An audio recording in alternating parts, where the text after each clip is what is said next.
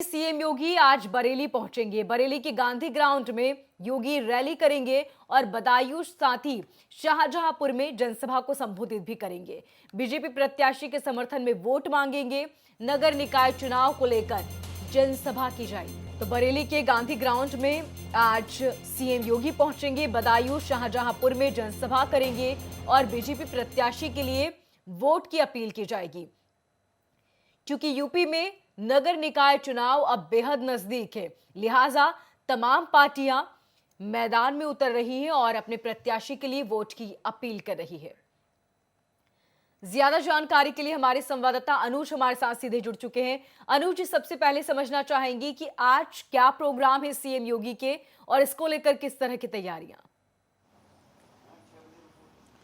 मोनिका जायसवाल जी, बताना चाहूँगा कि जैसे ही आज सीएम योगी की पहली बात तो आज 4 जनसभाएं हैं। सबसे पहले अलीगढ़, बदायूं, शाहजहांपुर और बरेली, ये 4 जनसभाएं ताबड़तोड़ होंगी, जहां पे अपने मतदाताओं को साधने के लिए सीएम योगी आदित्यनाथ लगातार जनसभाएं कर रहे हैं। और इसी क्रम में पहले चरण का मतदान खत्म होने के बाद दूसरे चरण के मतदान के लिए अभी से ही सियासी पारा गर्म हो चुका है, क्योंकि सीएम योगी आदित्यनाथ कल कर्नाटका में थे और कर्नाटका में कल निशाने पर सिर्फ और सिर्फ कांग्रेस थी, जहाँ पर उन्होंने PFI जैसे संगठनों का भी जिक्र किया और बजरंग दल जैसे संगठनों का भी जिक्र किया। उसके बाद अब सीएम योगी आदित्यनाथ अब 4 जनपदों में इनका दौरा, जिसमें बदायूं, अलीगढ़, शाहजहांपुर और बरेली, और इन जिलों को साधते हुए जनसभा करेंगे, जहां पे अपने मतदाताओं को अपनी सरकार की योजनाएं और जो भी उपलब्धियां हैं उनको वो साझा करेंगे, जिससे कि दूसरे चरण जो मतदान है उस पर अपना सियासी पारा और सियासी जो संदेश है वो देने की कोशिश करेंगे। जी।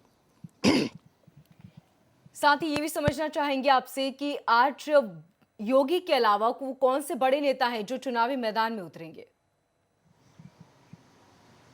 सीएम योगी आदित्यनाथ के अलावा कांग्रेस संगठन के कई बड़े मंत्री पहले से ही वहाँ पे मौजूदगी उनकी दर्ज है, क्योंकि पहले से ही दिशा निर्देश दिए गए थे कि मंत्री जो भी हो, संगठन के मंत्री, सरकार के मंत्री और कार्यकर्ताओं के जो वरिष्ठ है वहाँ पे रहेंगे, क्योंकि पहले से ही वहाँ पे जो टाइमिंग थी, समय था, वो पहले से ही घोषित कर दिया गया था। इससे पहले ही सीएम योगी आदित्यनाथ के आने से पहले वहाँ तमाम पार्टी के जो वरिष्ठ कार्यकर्ता है, वरिष्ठ मंत्री है, वो पहले से वहाँ मौजूद रहेंगे और वहाँ कार्यकर्ताओं को जीत का मंत्र देंगे, क्योंकि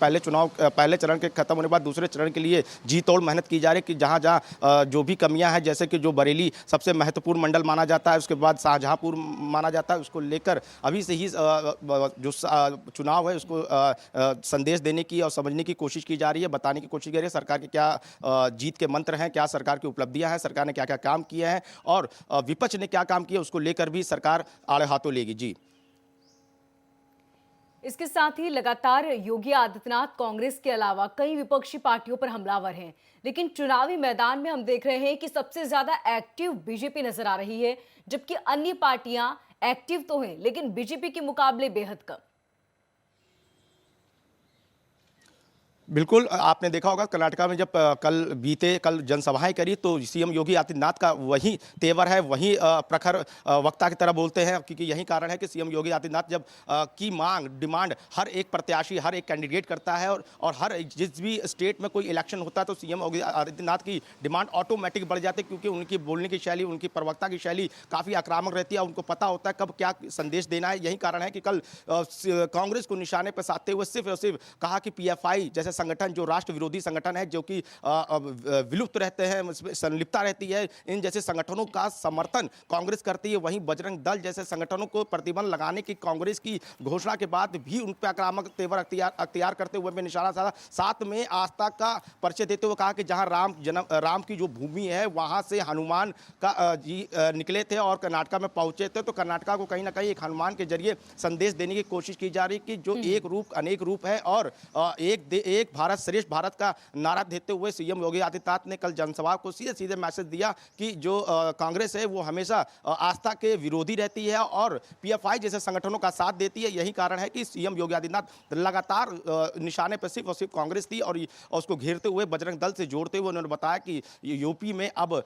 माफिया राज खत्म हो चुका है, वसूली राज खत्म हो चुका है, यूपी में अब यूपी विकास की ओर अग्रसर है, जहां पे इन्वेस्टर इन आ रहे हैं, माफिया आउट जा रहे हैं। और इसी कारण को देखते हुए उन्होंने तमाम तमाम अपनी यूपी की जो भी बुलडोजर कार्रवाई है, माफिया के प्रति जो भी पैरवी कर रही, कानूनी पैरवी की तरह उनकी सजा दिलाने में अहम भूमिका निभा रहे हैं अभियोजन पक्ष, वकील पक्ष, तो उसको भी उन्होंने बताया। यानी कुल मिलाकर जो रैली हो रही है उसमें यूपी का एक मॉडल को भी पेश किया, जहां पे बताया कि माफिया आज व्हील चेयर पे है, माफिया अब सलाखों के पीछे जा रहे हैं, भाग रहे हैं और लगातार पुलिस की कार्रवाई सबूतों के आधार पर, पैरवी के आधार बिल्कुल पर अनुज, इन तो पर की जिस जा रही है तरह और यूपी कांग्रेस जैसे संगठन में दंगों का अंत हो रहा है,